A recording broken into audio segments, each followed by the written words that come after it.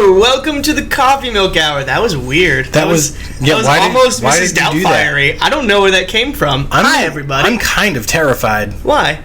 Because I didn't like that at all. I've been watching a lot of Game Grumps lately, and I think that's actually where it came from. There's this playthrough they do of Shovel Knight where every time Danny comes back to life, he's like, hello! And it's just stuck in my head. So you're just imitating somebody. And it's not imitating. It's like something stuck in your head. Like how you hum a song when it's stuck in your head. You're not imitating the song, are you? It's just stuck in your head. Sure. Dick. Okay, but then you did it on the show, so that is imitation. I didn't mean to do it intentionally.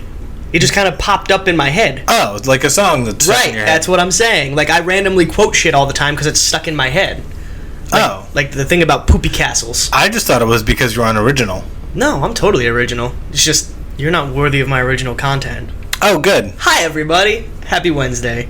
I don't know what we're talking about today, and I didn't do research for shit. What? Yeah. You told me that you were going to do research because this is a very important topic. I got caught up. I was working on the guild and organizing things and taking care of my retirement stuff, and I got delayed. So don't worry, I'm going to make this work. I got your back, said buddy. you were going to do research. You told me. You typed it to me today earlier. Yeah. I will do this, and then I'm going to go do research. And then I didn't have plenty of time because I didn't leave. How are we supposed to have an educated discussion on important topics if only one of us is properly researched? Oh, you're the sound and voice of reason here. I'm just the guy who says random shit in the background. Oh. If that hasn't become clear to you, then... So, like, most radio shows or podcasts or what have you have typically two characters. They have the guy who has, like, the source information and By the stuff he wants to characters, do you rant mean about. people? Yeah, sure. And the other guy is just there to kind of chime in with random bullshit every now and again. That's what I've learned from radio. So, there we go. How's it going, everybody? It's a sad world we live in. So what are we talking about today? You know what's funny, though, is that if we were on a radio show, we would get paid the same salary, even though I don't have to do half the shit you do. Before we get to show up. The topic, I just want to let everyone know, in case you haven't heard the news, that Trump has yet a third campaign manager. Paul Manafort got fired? Paul Manafort got fired. No. Paul Manafort came under investigation earlier this week after it was discovered that he had received about $12.5 million from the pro-Russia party in Ukraine. He had worked over in Ukraine. The actual country of Ukraine has now launched an investigation into Manafort over this alleged $12.5 million. And apparently Donald Trump thought, maybe not such a good idea to have you as my campaign manager anymore. Okay, so this isn't what the episode is about today, but I do want to chime in here. Do you know how like a week and a half ago when they were talking about like the Trump campaign was imploding and there were rumors that even Manafort was saying that he didn't know if he could back Trump anymore? Right. This is kind of a test, isn't it? Does Manafort come out now as the ex-campaign manager and like blast Trump? Or... I don't think so. I mean, if you took $12.5 million from Ukraine... I mean, you can deflect that, though. No one to blame but yourself. No, I'm not talking about the Ukraine thing. I'm talking about, like, does Manafort, now that he's been fired and not backed up by Trump, come out and be like, Trump doesn't even want to be president? Because we all know it's true. Donald Trump does not want to be president. And if you really think he wants to be president, y'all got some fucked up ideas in your head. Well, I just want to get to the new guy, and I hadn't heard of him before today, but I did a little bit of research. Trump has named Steve Bannon, the executive chairman of Breitbart News. Are you fucking kidding me? And a former investment banker to the post of chief executive, and promoted Kellyanne Conway, a senior advisor and pollster, to his campaign. The addition of Bannon, known for his brass-knuckled demeanor and his website's sharp tone, came hours after reports surfaced that Roger Ailes, the recently ousted head of Fox News, will begin to advise Trump as he prepares for the presidential debates. Okay, wait a minute. For those of you who don't know, what is that, Breitbart? Is that how you say it? Breitbart News. I always say Breitbart, but whatever. Steve Bannon is a cunt. And I'm sorry if that word offends you, but, like, that's the only way I know how to describe him. Like, on the liberal side of the house, like the Occupy Democrats shit and stuff like that, those guys are equally dirtbags, but Steve Bannon has got to be the most ridiculous human being I've ever met. This is the guy who allows Breitbart News to post articles that usually have taglines in Facebook that get clicks, something along the line of like, Julian Assange just released information that will guarantee indictment of Hillary Clinton, or like proof that Obama created ISIS, and like you open the article and there isn't a single shred of factual information in there. It's just a slam piece, and I hate people like that because you are killing modern journalism. Congratulations. So he is the new campaign manager for Trump, so we'll see where that goes. Equally surprising to me was that Roger Ailes is going to be helping Trump So Roger Ailes was the former head of Fox News. Everybody remembers that Donald Trump and Megyn Kelly had it out over debates a year ago now, if you can believe it. Wow. I know.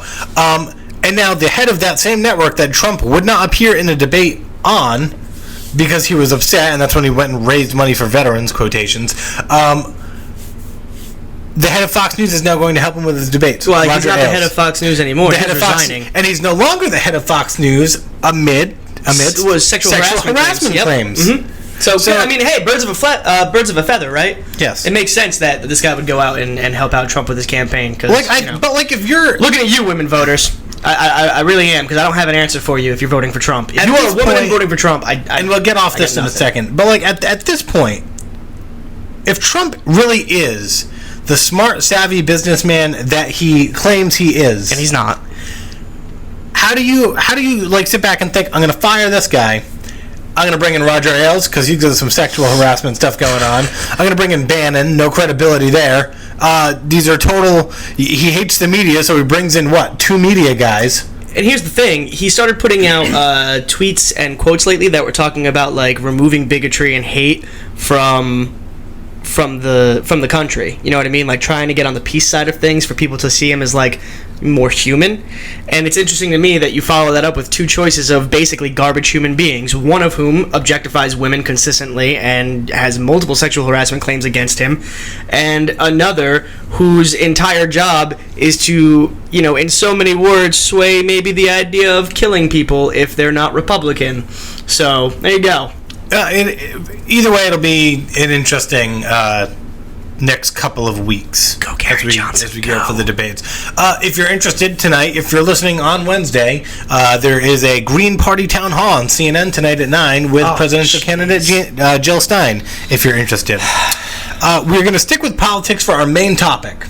And our main topic is congressional term limits. Ooh, Chewy's going to love this episode. So, I thought that we'd take a look at congressional term limits. What are they? Non-existent. What are they now? What should they be? What are the movements for term limits? And then maybe we could give our own personal takes on term limits. So, what is a term limit? You told me we were going to be telling people how to bake a souffle on this episode. I don't even know what a souffle is. I'm not prepared for this. Does it involve eggs? I don't know. Can somebody get back to us on that? Where's our research? We need an intern. I think souffle, but then I also think quiche. They're the same to me in my mind. I think crepe. You think crepe? Yeah. But I know what a crepe is. It's like I know what a crepe is too, but if somebody says pancake. If somebody says, "Hey, do you want a crepe or a souffle?" I would ask, "What's the difference?" Crepes are to pancakes as matzah is to bread. Crepes aren't really pancakes. I get that they're super, super thin pancakes, but once you roll them, it's not a pancake anymore. We gotta get away from... We gotta redefine the crepe. But I'm sorry, I'm derailing you. So, what is a term limit? So term limits. Okay, so everyone knows the president has a term limit. Presidents can serve 2 terms or 8 years total. This was made an exception, I believe, only once for FDR, who served 4 terms. But now a president can only serve 2. Same applies, or rather, does not apply. The same does not apply for our representatives and our senators. Currently, if you're a member of the House of Representatives, if you're a state rep, you can serve an unlimited number of 2-year terms. So if you're a representative, you must run for election every 2 years and be reelected every 2 years in order to keep your job as a rep. I'm going to jump in here real quick, just so you guys know, if you're going to immediately... if you're the type of person who, responds as you listen, let me stop you right there. Take your fingers off the keyboard. Getting reelected is easy. It's cake. The whole thing's a joke. Trying to go up against anybody who's up for re-election, it's something 94% of the time you lose. So that's something else that needs to be changed, but it's a separate argument. Right. Currently, the Senate serves 6-year terms currently, but they can have an unlimited number of 6-year terms. So right now, there are literally members of Congress who have served upwards of 40 years at this point. Ridiculous. I think the longest tenure ever was 57 years. Was the longest ever tenured congressmen, and that includes both the House and the Senate. So recently, I think it's become the belief that the reason that there is a lot of corruption in Washington is because the same people have been in Washington for half a decade, or for several decades. So a lot of people think, okay, well, why don't we limit the amount of time that these people can serve? That way we can get fresh faces into Congress at whatever interval would be decided, and that way we don't have people serving congressional terms for 40, 50 years. And that way you kind of limit their sphere of influence, if you will. And sphere of corruption. Because let's be honest, the longer you play the game, the more likely it is you're going to start to cheat, and that's what leads to it. So correct. So, before the show, we had a technical malfunction, and all of the research I had done disappeared from the screen. So, Puffy, why don't you give us your opinion on term limits while I find my research? Re-election every 4 years, 8-year maximum, just like the president. Okay, but that gives me no time to find my research. Oh, well, you asked me a question. I'm sorry that I already had the answer. I didn't even need to do research. Booyah. Anyway, well, so that's your opinion? Can you state that again slowly for the audience? Yes. Everybody currently holding a seat, or who comes in and holds a seat, should be given a 4-year term, not 2 or 6. House or Senate, 4 years? House or Senate, 4 years. Up for re-election at 4 years, up to a maximum of 8 years, and then at the end of your 8th year, you're out. No fucking exceptions. You do not need to be in there for more than 8 years. You don't. Because the counter argument that I hear the most whenever I say that is, oh, well, you're going to run out of people to go into these positions, and no, you're fucking not. The number of people who graduate from college every year in America with a poli-sci degree is astronomical compared to the people that you actually see. What is it, 240 seats in total? I'm sorry? How many seats? 535 total congressional seats. I was thinking about the seats that were up for election this year. So there are more than enough people to fill those seats if you had term limits of 1 year. But you don't. You don't have term limits. 4 years, re-election potential, 8 years. And then you have to fix the re-election scheme, because right now it's completely in favor of the guy going up for re-election. Wait, so you think that they should have term limits of 8 years? No. A term limit of 4 years, you can go up for re-election once to a maximum of 8 years, just like the presidency. When you hit your 8th year in the House or Senate, you're out. You're retiring. So to clarify, you would say that all House representatives and senators should serve a minimum of 4 years. That'd be the minimum term. Yes, 4 years. And a max of 2 terms for 8 years. Yes. So I'm an aspiring senator or a House member. Okay? Mm-hmm. And I really want the Senate position. I'm a Democrat. I run. I win my seat, but the same night I win my seat, there's a Republican president is elected. Okay. There is no way, unless that Republican president loses their next election, that I will ever serve under a Democratic president. Okay. Doesn't that seem unfair? No. No, it doesn't. Why? First off, it seems exactly like the system that we have in place right now, which is broken. But it doesn't lock these people in. You know what I mean? All right, so what happens is the president right now is a Democrat. And in this election, if a Democrat is elected, it would be the first time since 1980. God, I'm bad at American history, man. But it would be the first time in a long time that it would have a third consecutive Democratic term as the president of the United States. Correct. Right? There are 240 seats up for re-election this year. So it would also be the first time that you would have a Democratic House and Senate with a Democratic president. That's big.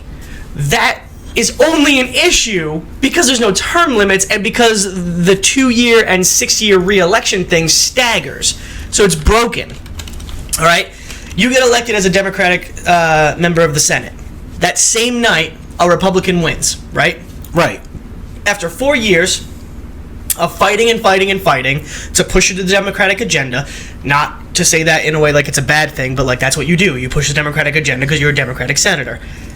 That president either gets reelected or loses to a Democrat, right? So then you have one of two potential routes. You either have to fight for another 4 years if you get reelected, or you get to work with a Democratic president for 4 years. That's not unfair, because if you were to go 8 years in the Senate and a president in that same time was 8 years a Republican, all you can do is continue to fight for your ideals and then pass that down to whomever is replacing you. Now, here's the good thing about term limits. If you make it to your 8th year and you know that you can't go up for re-election, you're going to turn around, and if you've been a good member of the Senate and people recognize you and you have a lot of staying power, you can turn around and endorse a candidate you feel will continue your fight.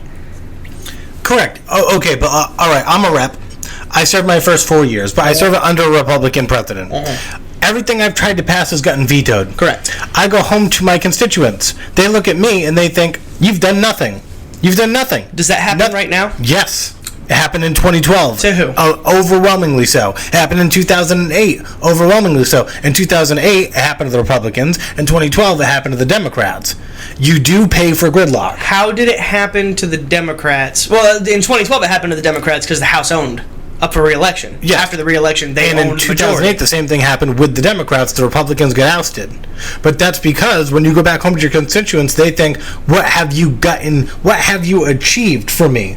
Well, if I want to represent the state of Rhode Island. I go to the House. For 4 years, I sit there, I try to pass laws, I can't pass anything. Nothing gets done because it keeps getting vetoed. I go back home, they don't re-elect me. Okay, you don't get reelected. Why didn't you change up what you were doing?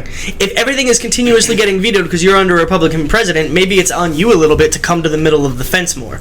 What can we do to change this bill that would get it approved? Okay, so I should compromise the needs of my state because I'm not saying to compromise the needs of your state. I'm saying you sacrifice the small stuff for the big victory.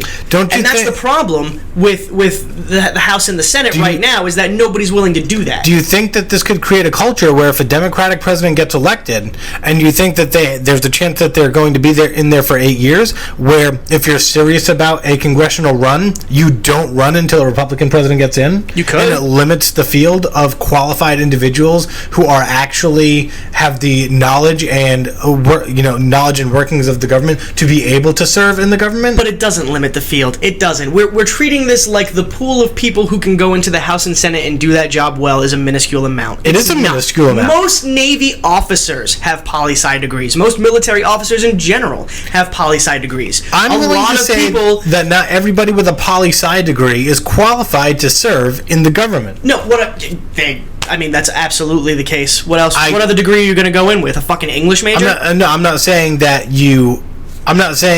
a degree disqualifies you. I'm saying that a degree gives you the baseline of what you need for the job. Mm-hmm. And then you also need experience. Right. So you're saying there's a limited pool. If you wait and don't go up for re-election, but you're also talking about an ever-growing pool. People who are going out and doing other jobs in government. Well, it may also be a diminishing pool, because if you're telling all these people who want to grow up and be politicians that you can no longer be a career politician, that doesn't exist as an occupation anymore. You shouldn't be a career politician. No career should be a lifetime career. Do you know why? A lot of people in a lot of different fields do what they do their entire lives. They shouldn't have to. But they do because they want to. It's what they're passionate about. Lawyers go to school for law because they want to be lawyers for their lives. Does a lawyer make as much as a member of Congress? Some lawyers make arguably depending on the firm, which is separate. Yeah. Your federal paycheck as a member of Congress is fucking astronomical, and you can sit on your ass for 50, 60 years and collect that paycheck and either gridlock the other side of the house. But you also need to get reelected. Re-elections are a joke. They're a total joke, and I wish I had the research on my phone, but it's not like a battle like the presidency is, where it's two people. Like the way I will pull it up, because re-elections in the congressional side is a joke. It's essentially what it comes down to. The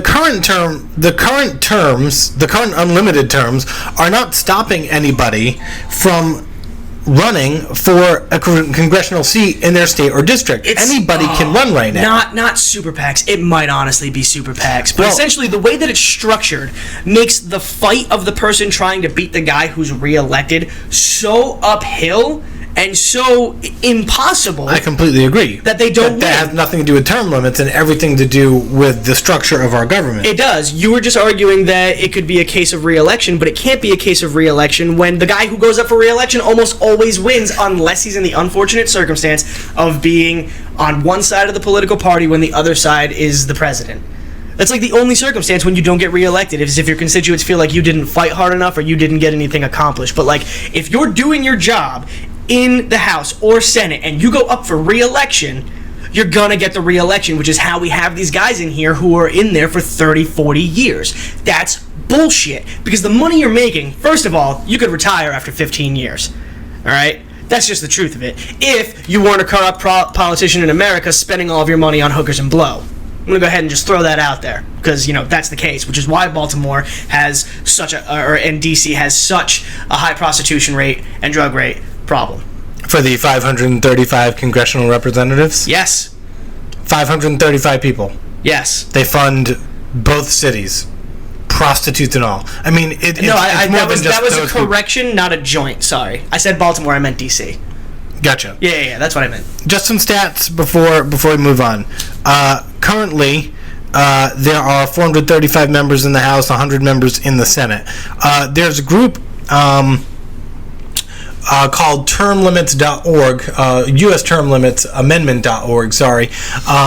They've been fighting for term limits for quite a long time.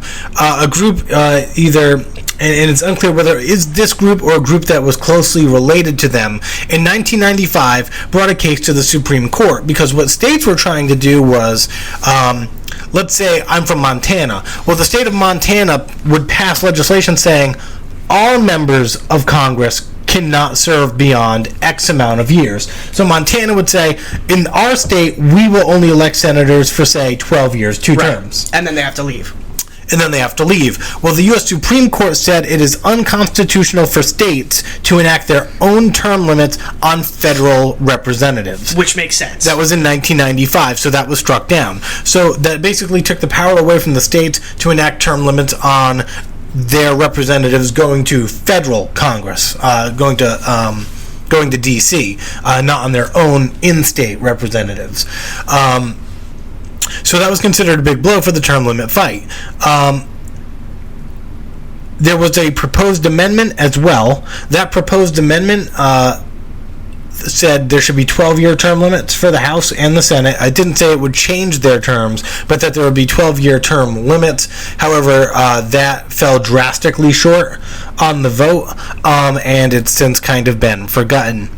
My take on this is I think you leave the House and Senate terms alone. Many House reps move up into the Senate. So it makes sense that they have shorter terms. There are more representatives. They represent each district. Senates represent, in the case of Rhode Island, half the state. But you elect two separate senators, and your representatives come from a district. There's a different number of representatives for each state. So they go back to their districts, and they get elected or re-elected every 2 years. There's a much larger pool. And then if they're really good at being a rep, they move up into the Senate, is typically what happens. They become better legislators, or they're just better at their job, is typically how it works. I'd leave their single term limits alone. I would say my proposal would be 18 years, because if you give a House rep or a senator 18 years, you're giving them 3 terms. But essentially, that's kind of their generation. If I'm elected to the House at 28, and then I serve 18 years, I'll be 46 when I'm done. And I will represent my generation, who is the same age as me, from 28 to 46. And I'm not old, I'm not young, you know what I mean? So 18 years, which is 3 terms for a senator, and that would be 9 terms for the House. Wait, are you saying that 3 terms, 9 terms, they'd have to re-elect every time? They would have to, you have to be re-elected to hit a term limit. Here's that stat sorry, go ahead, finish. Under that proposal, under 18 years, that would eliminate 20% of all current House representatives, so there are 89 members of the House currently who are over 18 years, And there are 23 members of the Senate who are over 18 years. So we would immediately swap out 20% of the total population of Congress if we were to impose a 18-year term limit. However, the way most term limits are written is that means you could serve in the House for 18 years, then you could serve in the Senate for 18 years.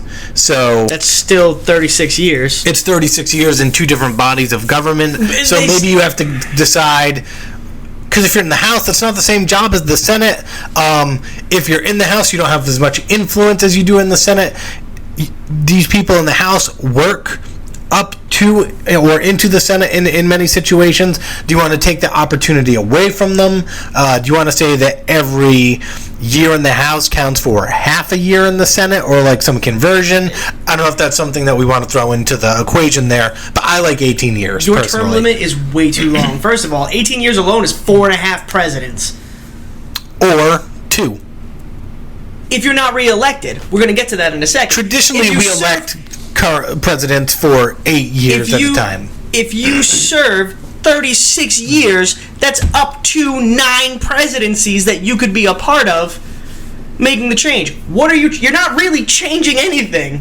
Because what's the longest running one you said? 57 years, but most are about 40? If you do 18 and 18, guess what? You're right about the average of where they are now. Current congressmen, I'm just going to go in the years in office. 41, 39, 38, 35, 31, 29, 29, 29, 29, 23, 23, 23, 23, 21, 20, 19, 19, 19. Now, those are just years in their current office. Right.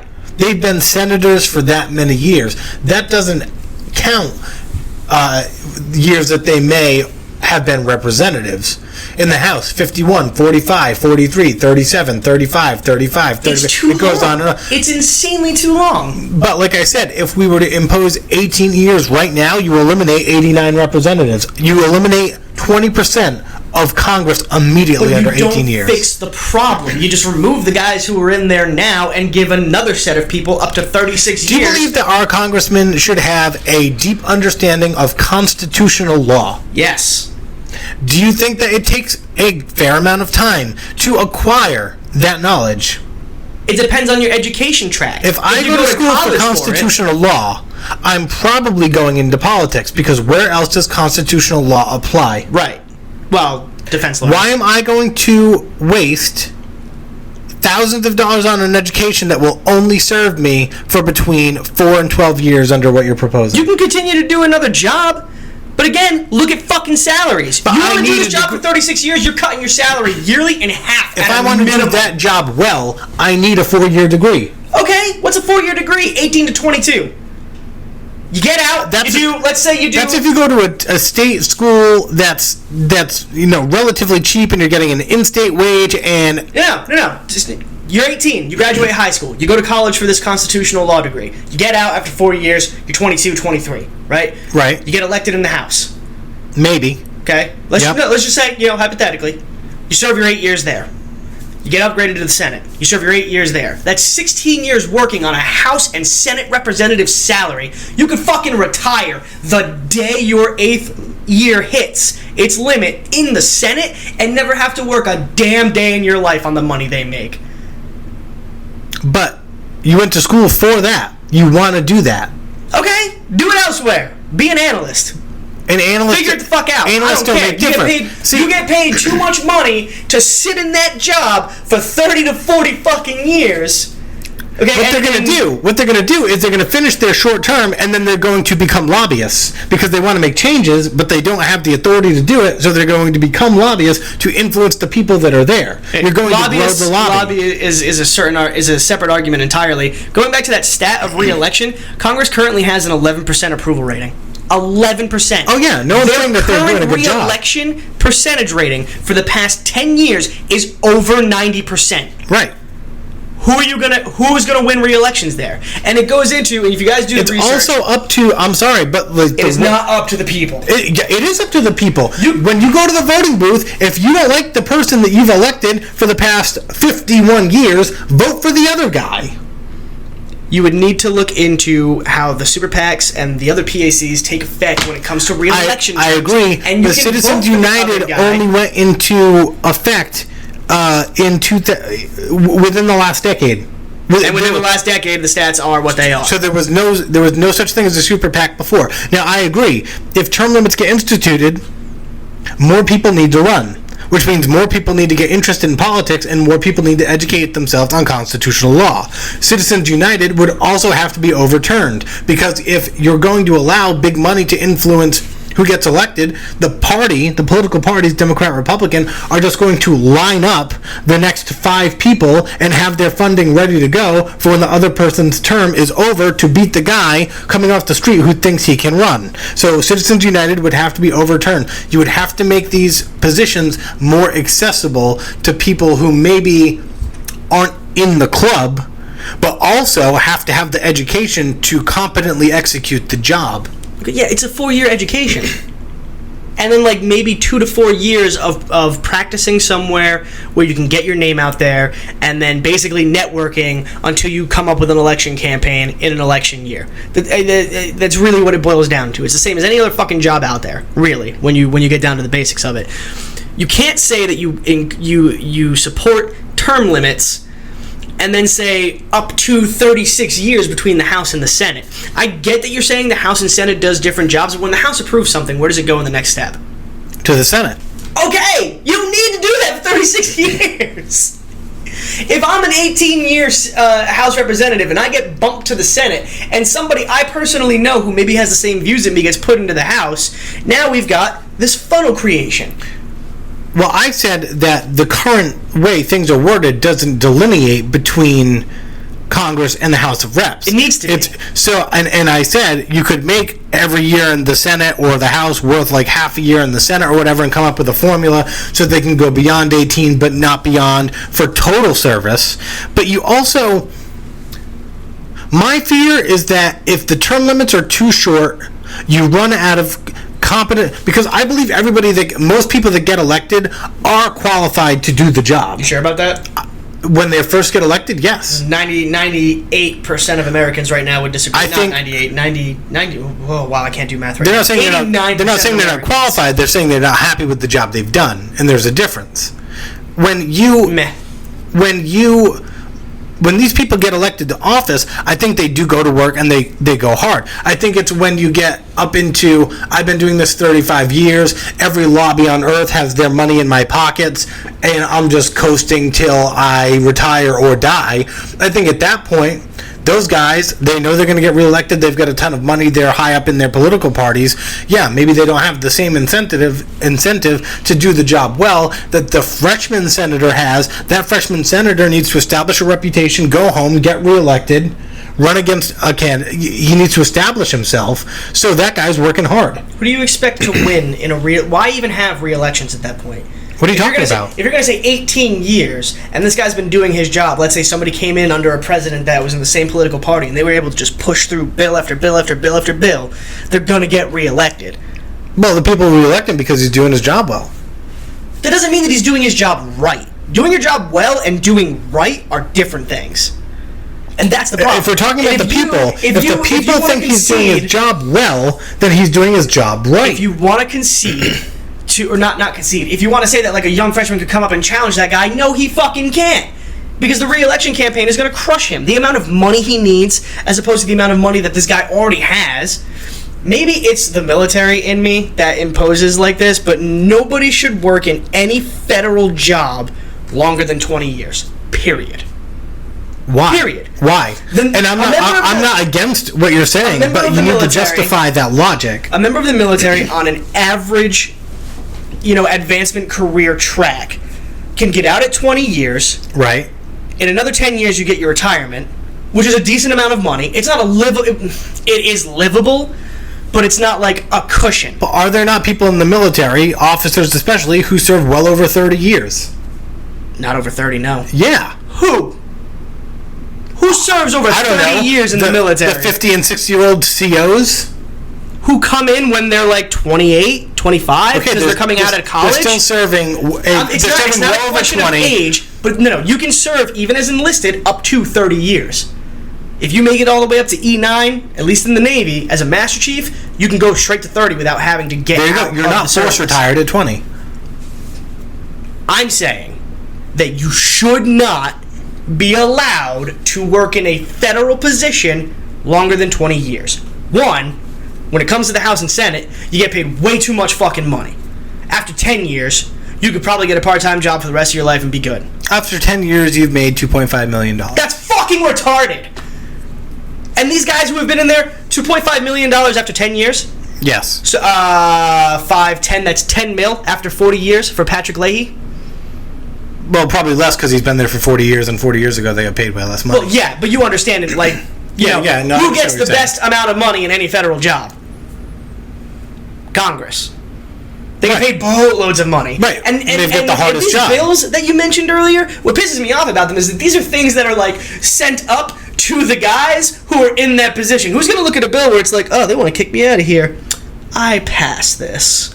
No one. No one's going to do that because it's all about you at that point. When you're making that amount of money, you already have the connections. You don't really need to do the legwork anymore because you got your aides and your PR reps and your interns and all that crap. All you got to do is sit in a chair for, 3 to 4 hours a day holding meetings where people can walk out of the fucking meeting room and another person can press their button to initiate a vote even though they're not fucking there. For $2.5 million every 10 years? Fuck you. You do not deserve to be in there that long. I agree. 20 years. If you're not going to do your job, you don't deserve the job. How many of them do you honestly think genuinely go in there, aside from the guys who I would say have been in there less than 8 years, go in every day with the intent to do their job for the benefit of the people and not just thinking about the fact that hey, I'm gonna get reelected. I've got a reelection rate of 90%. I'm making boatloads of money. I think many of them actually go and they go to do their job. I can't imagine Joe Biden screwing off in the Senate. You're talking about the same Senate that allows you to filibuster by reading Green Eggs and Ham. Yes, well, that's just part of how the Constitution... That's fucking stupid. It's what it allows for. It is stupid. And these people get paid... I'm not saying it's not a waste of time. Inordinate amounts of money to sit there and listen to somebody filibuster by reading Green Eggs and Ham. Are you fucking kidding me? The more we talk about this, the angrier I'm getting. I'm getting genuinely angry over this. If I'm aspiring to run for a government office, I do want to be able to leave my mark on the government, and I don't think you can leave your mark in 10 years. I think it's very, very difficult to do. On the government. Your job is to go there and do your job by the people. It's to represent your constituency, and by representing them, you want to leave your mark. You want to say, my people need this. These are the ideals that I'm going to fight for, and I want these to shine through in legislation. And when you pass legislation, you leave your mark on the legislation. But you're a good person. Yes. And I don't think most people who run for office go in with ill intention. I think it's when you've been sitting there for 25 or 30 years that you get complacent and you just assume that it's your right to have the job and it's not a privilege to have the job. 10 years in the House, 10 years in the Senate, 20 years total, and then you have to leave. That's fair. That's fair. You can say 20 years total and just let them run whatever they want. Right, you can sit in the House the whole time, you can switch off, but after 20 years, you're done. Sure, I just think you need at least 18 years to develop your career, to develop your constituency, to develop trust, to learn the ins and outs. When you go in as a freshman senator, you don't know anything. How many people do you cut out at the 20-year mark? From 21 and up, how many people lose their seat? Well, I told you from 18. From 18, you cut out literally 20% of all So probably a little less, 17% or so. I'd be fine with 20. That's fine to me. One in five gone. I can live with that at 20 years. But I don't know, man. I'm just... It irritates me because we're discussing something that's never going to happen. It is never going to happen. No, I do think it is going to happen. But what people... Who votes on that? The people. The people vote, and then where does it go? To Congress. And then what do you think Congress is going to do? Congress has to pass a constitutional amendment. They don't have to do jack shit. They can just vote against it. Right, but many congressmen believe there should be term limits. There are people in government who feel like there's too much power. Well, I'm not saying there aren't. I'm not saying that every member of the government is corrupt. What I'm saying is that this wouldn't get passed. I can't come to you and say, hey, I need your permission to steal $1 million from you. You would never do that in a million years. No, but if you're a constituent if you're represented from Florida and your state wants term limits on Congress, and then you cast a no vote for term limits, and you go back home, It is the voters' responsibility to make you pay for not representing them. That's what is supposed to, and noise needs to be made. So if people are passionate about term limits, they need to keep making noise. And it's gotten as far, which is nothing. I mean, gay rights, the fight for gay rights have been going on since like the 60s. Civil rights have been going on forever. It's not something that you quit on because it hasn't passed in 10 or 20 years. I'm just saying I'm being a realistic person. You can't sit here and like formulate any argument that's going to make me think that one day in my lifetime Congress is going to approve a law that limits the terms of Congress. The majority of greed is always going to outweigh the majority of those who know to do what's right. But only the people in Congress who think that it's greedy or don't think that it's greedy, only the guys who've been in Congress for 40 or 50 years are going to have like personal vendettas against that vote. Or they'll think, okay, term limits, fine, I'm about to retire anyway. Term limits, not going to affect me. Maybe. Interesting fact, 268 out of the 535 representatives in Congress are millionaires. And you wonder why I have an issue with 18 to 36 year term limits. Most of them probably make their money elsewhere, actually. Oh, fuck that. Come on, man. Come on. Lobbying efforts.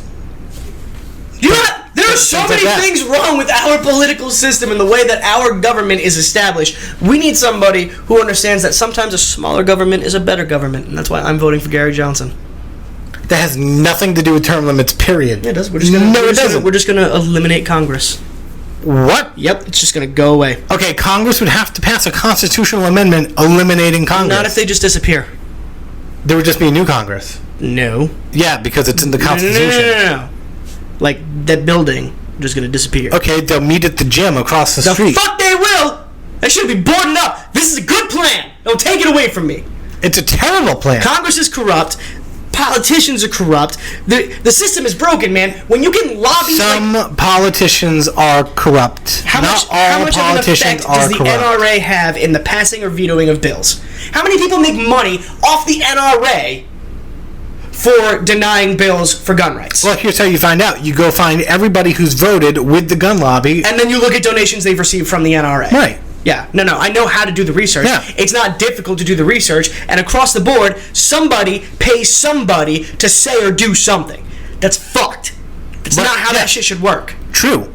Gotta get rid of that. Gotta get rid of it. I agree. Okay. But that's a different subject. Why? Because that's lobbying money in politics and not term limits. Lobbying money is fucking bullshit. Lobbying money is bullshit. Citizens United is bullshit. Term limits are bad. Money in politics is bullshit. Excuse me. A lack of term limits is bad. A lack of term limits I don't know if bad. I would say I'm on board with how long you want to go. Term limits are bad. Well, it's pluralized, so it's R. Yeah. Yeah, we're good at this. We know English. You have a degree. Nope. Yes, you do. Wrote it with crayon. Sign your name, Joey. Anyway, so again, personally, I feel like 18 years is good if we're going to limit it to one or the other. 20 years, 20 years is fine. If you're just going to combine and be like 20 years, have fun. 5 years up for re-election every 5 years. For a maximum of 20 years. I do think running every 2 years is a little ridiculous because you're spending a year in your office and then the next year you're campaigning and not doing your job. So maybe no, you're not, man. The super PAC is campaigning for you. So, well, if you repeal Citizens United, it's not going to happen. So if you... Okay, I can see 4 years each. Yeah, you don't need 2 years in the House. It's fucking stupid. No, because they spend too much time for re-election, so Yes. they're not doing their job. They have to go back home and run for office a year after they get elected. Right. So I'm talking about this because it's really upsetting me. I'm sorry that you're so I would upset. rather talk about happier things. Let us know how you guys feel about term limits, what your ideas and thoughts are, what limits you would impose if you could impose limits, or if you think, hey, the professional should have the job as long as they want. Let us know what you think. Leave it in the comments. I hate you. Don't let him intimidate you. He's just cranky. And stupid. And stupid. Don't do that. Are we doing the show next week? I don't know. We should. This has been the Coffee Milk Hour. Yep. I'm Jerry. There you go. I'm Puffy. And he's cranky. Have a great day, everybody. Bye, everybody.